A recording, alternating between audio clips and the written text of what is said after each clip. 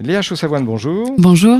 Alors, vous êtes dans les studios de RVE pour nous parler d'une pièce de théâtre que vous jouerez à Vieille Église. Alors, à quel endroit exactement ? Au 10 bis route de l'étang de la Tour. Très bien. Alors, comme vous êtes plus doué que moi, apparemment, pour prononcer l'espagnol, vous allez me dire le titre de cette pièce et on va ensuite s'y attarder. Ça s'appelle Flores de Lorca. Flores comme la fleur et Lorca comme Federico García Lorca. D'accord. Et donc, c'est vendredi et samedi 20h30. Hein, Tout à fait. Oui. Federico García Lorca, pourquoi ?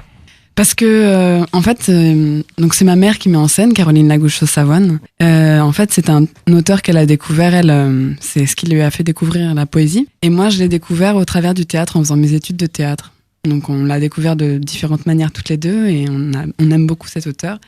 Et donc, à la sortie de mon école, elle m'a proposé de monter donc ce spectacle. D'accord. Voilà. Bon, Donc, la compagnie, c'est Passare, ça s'appelle. Passare. Passage en espagnol, voilà. Federico García Lorca, vous allez nous le présenter rapidement, en tout cas le présenter à nos auditeurs qui, c'est pas une honte, sont encore assez nombreux à ne pas le connaître. Donc, Federico García Lorca, c'est un auteur qui est né en 1896 et mort en 1936 durant la guerre civile espagnole. Donc, c'est un auteur espagnol. C'est un républicain. Tout à fait. Voilà. Tout à fait. Un homme très engagé politiquement, qui fait que ça a pas forcément plu au gouvernement de l'époque, ce qui fait qu'il a été assassiné donc en 1936. Donc il a écrit beaucoup de poésie et de théâtre, mais c'était aussi un musicien. Il jouait beaucoup de piano. Il a écrit quelques partitions. Ça a été aussi un peintre, très légèrement. Il est très peu connu sous cet angle-là, mais un grand ami de Salvador Dalí, de Luis Buñuel.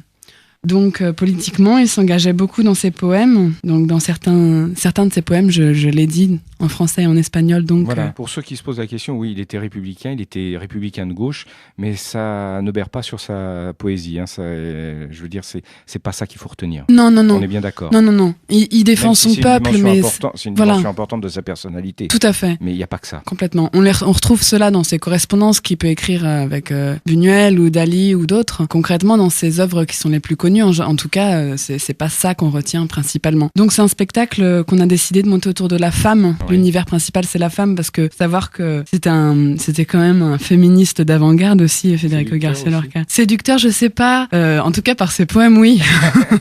Féministe, oui. Puis d'ailleurs, il y en a beaucoup qui disent qu'il était homosexuel. Ça reste flou, mais bon. Il a eu quelques aventures, en tout cas à l'écrit, qu'on peut retrouver avec Dali notamment. Mais pourquoi autour de la femme, justement ? Parce que c'était justement son côté féministe que vous avez retenu ? Non, on n'a pas retenu que ça. Non, bien sûr que non. D'ailleurs, il y a plusieurs fois où je joue aussi des hommes dans le spectacle, mais le féminin, il parle beaucoup. Enfin, il défend les femmes, en tout cas de son pays, beaucoup, sous différentes façons. Par exemple, il y a des moments, il y a un texte assez connu qui s'appelle La corrida et la muerte. C'est donc la corne et la mort, qui parle du torero et qui parle de la femme qui est triste après que son homme soit mort ou des choses comme ça. Il voit la femme lunaire au travers de la lune. Il voit aussi, il parle aussi des femmes qui soutenaient les résistants, quand les hommes qui étaient résistants qui partaient pour défendre leur patrie, et les femmes qui étaient à la maison qui les soutenaient mais qui disaient rien, quitte à souffrir le martyre par des personnes qui venaient. Donc il y a plusieurs angles qui parlent de la femme dans ses poèmes et sa poésie. Voilà, ça c'est de la femme, c'est de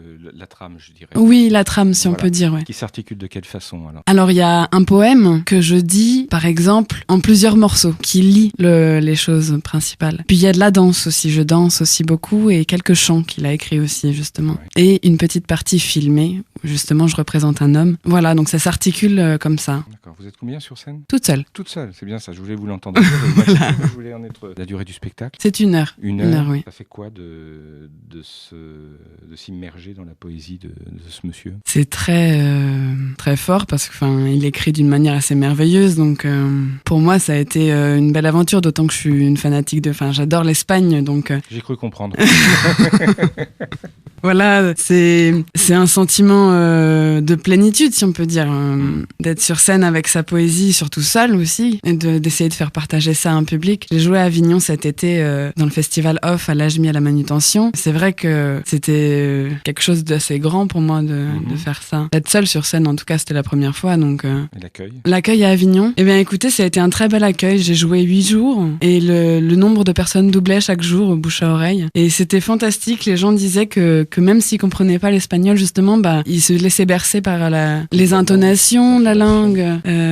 Et comme je l'ai dit, dans les deux langues, ils étaient pas perdus. Je dis tous les textes dans les deux langues, ils étaient pas perdus du coup. Et sinon, au niveau des retours du public, c'est ce qui aujourd'hui me pousse à continuer à le jouer parce que je suis quand même seule sur scène et c'est pas évident de défendre ça. C'est votre métier là, le théâtre. Oui, je suis comédienne. Oui. Et vous êtes, je dis pour nos auditeurs, c'est un peu en aparté du sujet dont nous parlons à l'instant. Vous êtes une abbatienne depuis très longtemps. Écoutez, ça fait j'ai eu ma petite enfance à Vieille-Église. En Yvelines, donc. Et je suis partie donc pour étudier à Paris le théâtre dans une école qui s'appelle l'école Claude Mathieu. Mais sinon, oui, Vieille-Église reste quand même la souche. D'ailleurs, ça se joue chez mon père, le spectacle. Oui, je suis abbatienne et voilà. Votre aujourd'hui, passion, c'est d'être comédienne au théâtre ou éventuellement aussi Le cinéma aussi me plaît beaucoup. Aussi, ouais. J'en ai pas fait énormément jusque-là, mais c'est quelque chose que j'aimerais pousser en tout cas. J'ai quand même appris avec la scène. C'est ma mère qui m'a enseigné la danse à la base. Et ensuite, j'ai continué avec le théâtre. Depuis toute petite, depuis l'âge de 3 ans, je monte sur scène et c'est quelque chose qui me... C'est naturel maintenant.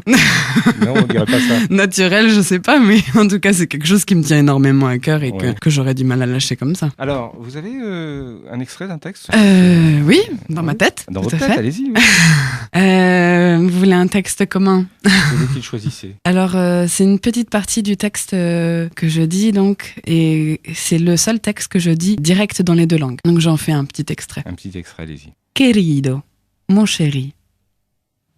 Nunca había pensado que San Sebastián tuviera las plumas colores. Mon chéri, je n'ai jamais pensé que Saint Sébastien possédait des plumes colorées. San Sebastián es un mito de agua dulce en vaso de cristal puro. Saint Sébastien, c'est un mythe d'eau douce en vaso de cristal puro. Voilà, donc c'était un tout petit extrait, j'ai pris un petit peu du début et de la fin.